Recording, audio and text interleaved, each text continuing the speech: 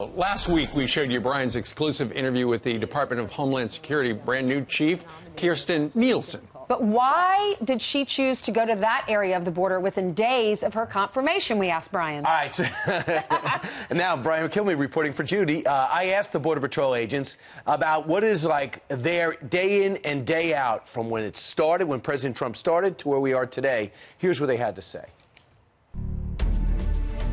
Yeah, 400 a day here across the southwest border.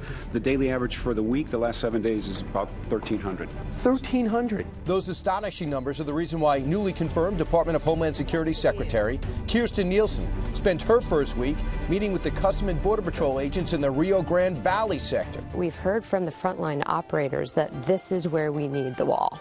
So I wanted to come and see for myself in terms of prioritization why it was important to build here. This is the most active sector in the Border Patrol right now amongst the 9 across the southwest border. More apprehensions and arrests are done here, more seizures are done here, and the problem with unaccompanied children and family units is more acute here than it is anywhere else on the border. Part of the issue, the border wall in this area is not a straight wall. There are gaps in it. Sometimes it's due to the terrain or natural barriers, and sometimes it's other factors. This is the Santa Ana Wildlife Refuge. We cannot build roads. It has limitations to law enforcement, but it does not have limitations to the criminal organizations. Frustrating, right? Very frustrating. We tend to have the discussion about the wall with respect to illegal immigration problem, but you can't forget it's criminals, it's traffickers, it's smugglers, it's special interest aliens, potentially terrorists. It's all the same pathways.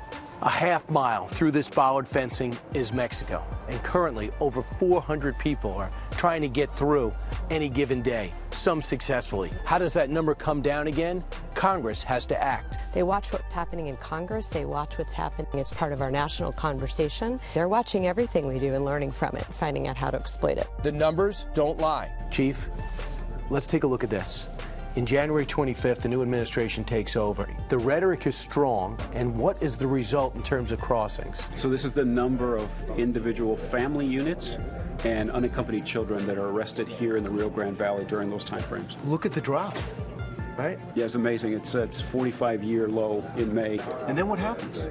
So the calculation starts to change. Since May, these loopholes that exist in current law are now being re-exploited. And the numbers go up again. So the consequences matter, and that's a demonstration of it. And it's not just facts and figures, it's what the actual border agents are experiencing as well. You talk about trends. What did you see in January of this year, and what are you seeing now? Trends, they were starting in January, things kind of calmed down, but they've kind of re-escalated again, and we've started seeing an increase of more people coming in and just continuing to enter. We are seeing an upscale in, like I said, the narcotics, the hard narcotics. That's gone up a lot. We know how the White House wants to fix that. We are building a wall on the southern border, which is absolutely necessary. And what did the president tell you when you got the job? Build a wall. Protect our country. But what do the men and women of CPB think? If someone could build a barrier, would that help? I mean, somebody could build a barrier, easier said than done, but of course it'd help out. A wall works where we use it. We put fences and walls around things that we want to protect in this country. Our homes, our communities, parks, individual factories. We put fences around them because they work. And for those who work the border, this is not just a job, it's a mission. Definitely, we know for the majority of the folks here, they want to be safe. The more impact that we can have on illegal immigration, the better for them because they feel safe. The laws are the laws, so we're not discriminating or being prejudiced towards any particular race or ethnicity. We're just doing our job. That's really interesting. So, Brian, right after he was inaugurated, the number of people who did the illegal crossings went way down. Now it's coming back. Is that because the wall hasn't been built yet? It is. And the fact is, right now, when you get captured, they're still putting you into the system. They say, okay, 3 weeks, here's your ticket, come back. They don't come back. Ever. So what happens is, it's almost as if all these gangs and these criminals and these people, sometimes families want to get caught, it's almost as if they have C-SPAN. In Mexico, in Central America. They know exactly what the rhetoric is. And when it's rhetoric, they'll look out because they don't want to get caught.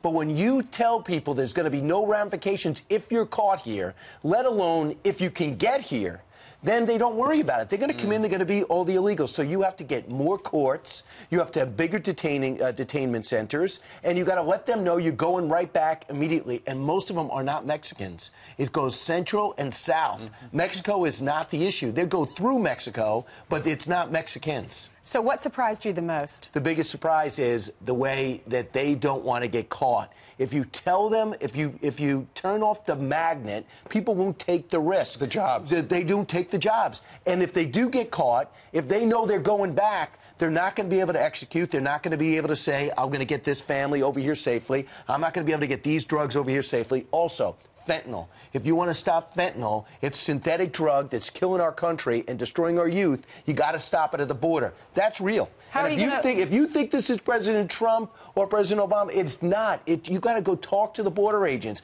They are desperate for some backup. They feel the support, but they haven't seen it in legislation. That's why it's got to happen this week. They got to get their $1.8 billion to begin the Rio Grande sector. It's got 54 miles of fence. It needs 110, and they need more border guys and border women. Well, it was great that you went down there to show us firsthand what it's like. Yeah, we'll show it again a little bit later, but they actually want Americans to speak up and sound off. It is not anti-Hispanic or anti any group. It is just about Keeping American America security. Safe. Yeah. Keeping America safe. You know what, Brian? It's the same story. That same sentiment, what you're saying, it's the same story we've been reporting in our profession for the last 10, 15 years. Yeah. And nothing's being done. Something has to change. Right. There has to be a will, because at one point we all agreed they needed more border security. Suddenly now we don't all agree on that. That's